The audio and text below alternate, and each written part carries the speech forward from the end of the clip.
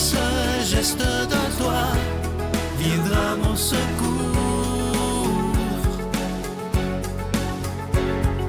Viens semer dans mon âme le grain de l'amour. Je traverse un désert et je meurs de soif. Montre-moi le mystère qui garde la foi. Bon samedi, bienvenue à votre émission La Victoire de l'amour. On rejoint tout de suite pour sa chronique l'abbé Stéphane Roy et à l'homélie, ce sera le père Michel-Marie de Paris.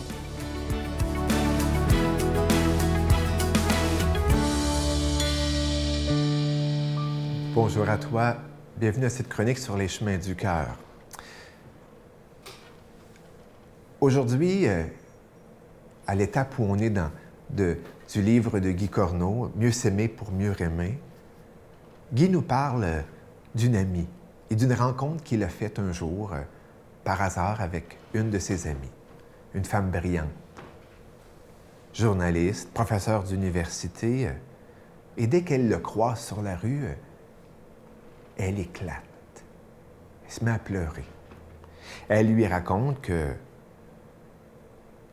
amoureuse d'un type qu'elle fréquentait depuis un bon moment, il venait de s'acheter un appartement et,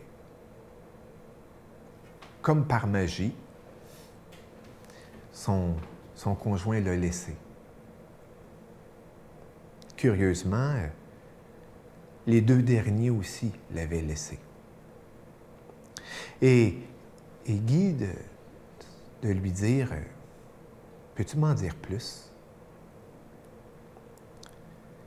Tout ça pour nous amener à parler de son ami, non pas en termes négatifs, mais pour révéler une attitude qu'il va appeler la femme blindée.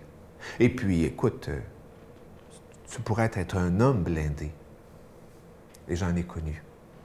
C'est-à-dire que l'histoire de cette femme, c'est qu'elle a vécu des rejets, des abandons, de papa, d'une part, la séparation, de maman, à un moment donné, elle a été malade, de grand-papa et grand-maman. Et la petite fille, souffrant de ces abandons, s'est endurci le cœur. Elle s'est blindée. Et la tentation, c'est très souvent de prendre l'ascenseur. Et où s'est-elle réfugiée? Dans sa tête. Oh, qu'elle y a excellé. Et qu'on peut y exceller. Dans les idées, dans les mots, dans la science. Le gros problème, c'est que son cœur était inatteignable. Et faute d'atteindre le cœur de cette fille-là, les chums, les copains, à un moment donné, s'éloignaient.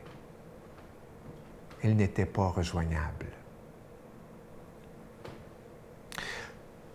Dans cette situation, Guy Corneau va dire, en soi, dans cette situation, le hic, ce n'est pas d'avoir une personnalité, d'avoir développé des patterns qui ont fait qu'elle s'est réfugiée dans sa tête. Le problème de fond est de croire dur comme fer que nous sommes cette personnalité. Et cette croyance va être la prison ou la condamnation à vie. Sur ce, je te souhaite une bonne semaine. Bon poisson d'avril. Notre Père qui es aux cieux, que ton nom soit sanctifié, que ton règne vienne, que ta volonté soit faite sur la terre comme au ciel. Donne-nous aujourd'hui notre pain de ce jour. Pardonne-nous nos offenses, comme nous pardonnons aussi à ceux qui nous ont offensés. Et ne nous laisse pas entrer en tentation, mais délivre-nous du mal, car c'est à toi qu'appartiennent le règne, la puissance et la gloire pour les siècles des siècles. Amen. Mon Père, je m'abandonne à toi. Fais de moi ce qu'il te plaira. Quoi que tu fasses de moi, je te remercie. Je suis prête à tout, j'accepte tout, pourvu que ta volonté se fasse en moi, en toutes les créatures. Je ne désire rien d'autre, mon Dieu.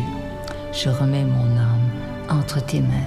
Je te la donne, mon Dieu, avec tout l'amour de mon cœur, parce que je t'aime, et que ce m'est un besoin d'amour de me donner, de me remettre entre tes mains, sans mesure, avec une infinie confiance, car tu es mon Père.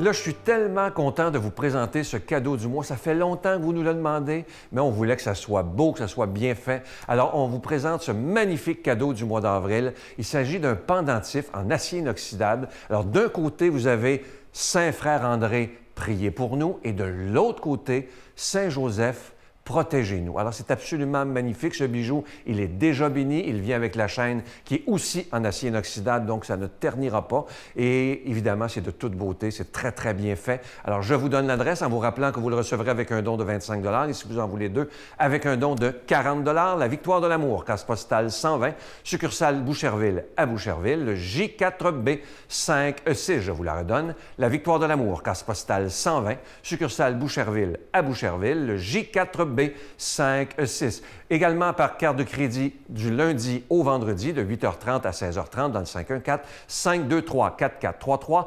523-4433 ou sans frais le 1-888-811-9291, 1-888-811-9291 et aussi sur notre site Internet. Vous savez que c'est un moyen très rapide, sécuritaire et efficace de faire votre don, le www.lavictoiredelamour.org. Alors, je vous rappelle ce magnifique pendentif qui a été fait sur mesure pour la Victoire de l'amour. C'est le pendentif d'un côté, bon, il est en acier inoxydable, d'un côté, vous avez Saint-Frère André, priez pour nous, et de l'autre côté du pendentif, de la médaille, c'est Saint-Joseph, protégez-nous. Alors, vous le recevrez avec un don de 25 $. Merci de tout cœur de votre grande générosité. Merci de votre prière.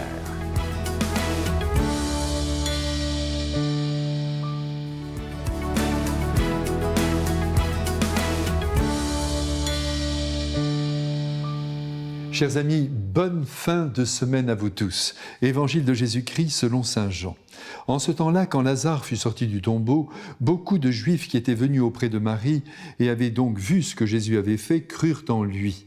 Mais quelques-uns allèrent trouver les pharisiens pour leur raconter ce qu'il avait fait.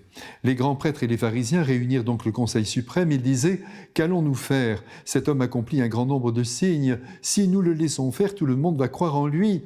Et les Romains viendront détruire notre lieu saint et notre nation. » Alors l'un d'entre eux, Caïphe, qui était grand prêtre cette année-là, leur dit « Vous n'y comprenez rien. Vous ne voyez pas quel est votre intérêt. Il vaut mieux qu'un seul homme meure pour le peuple et que l'ensemble de la nation ne périsse pas. » Ce qu'il disait là ne venait pas de lui-même, mais étant grand prêtre cette année-là, il prophétisa que Jésus allait mourir pour la nation. Et ce n'était pas seulement pour la nation, c'était afin de rassembler dans l'unité les enfants de Dieu dispersés. À partir de ce jour-là, ils décidèrent de le tuer. C'est pourquoi Jésus ne se déplaçait plus ouvertement parmi les Juifs. Il partit pour la région proche du désert, dans la ville d'Éphraïm, où il séjourna avec ses disciples.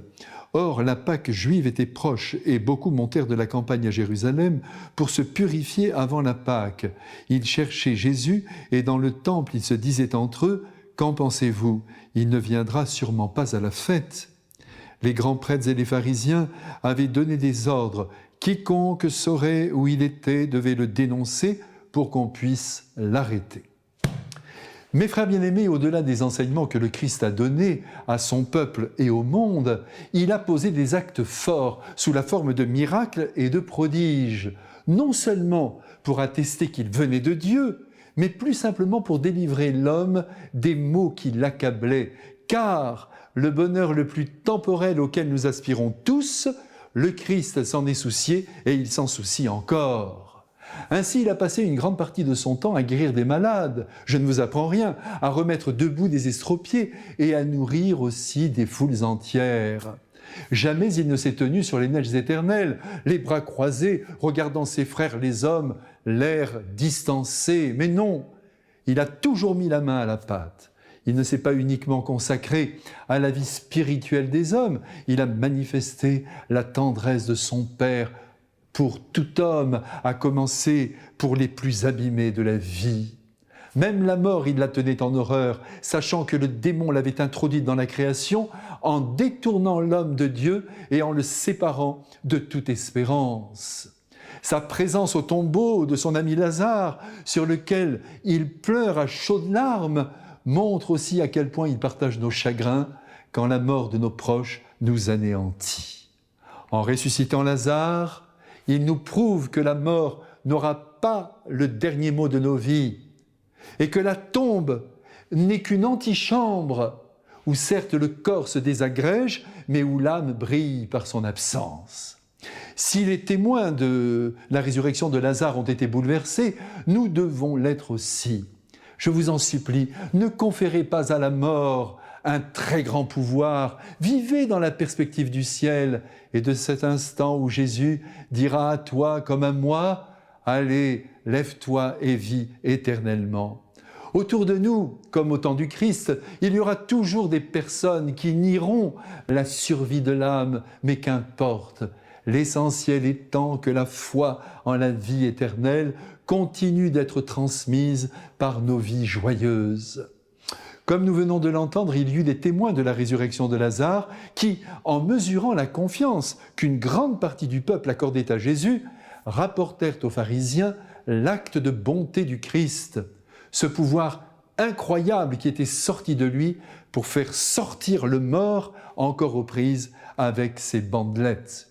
Le Sanhédrin est déconcerté, les membres de cette assemblée ont peur de perdre leur pouvoir sur le peuple, c'est la jalousie à plein bord dans ces esprits, pourtant religieux. Il ne faut pas, et c'est là leur crainte majeure, que tout le monde se mette à croire dans ce Christ, donc il n'y a pas 50 000 solutions, il n'y en a qu'une, il faut le supprimer et il faut le tuer.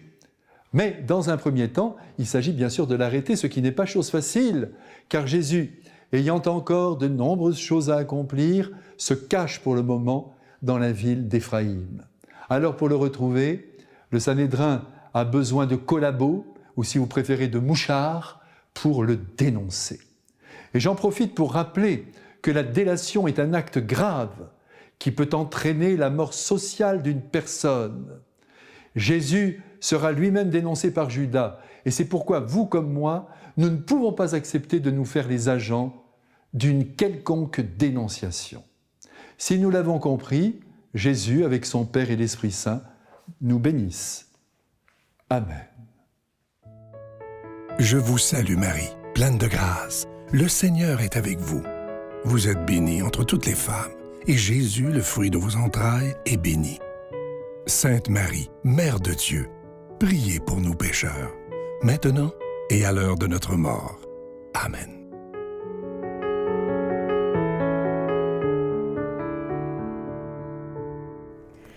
Ça y est, demain, on entre dans la Semaine Sainte. Demain, c'est le dimanche des Rameaux.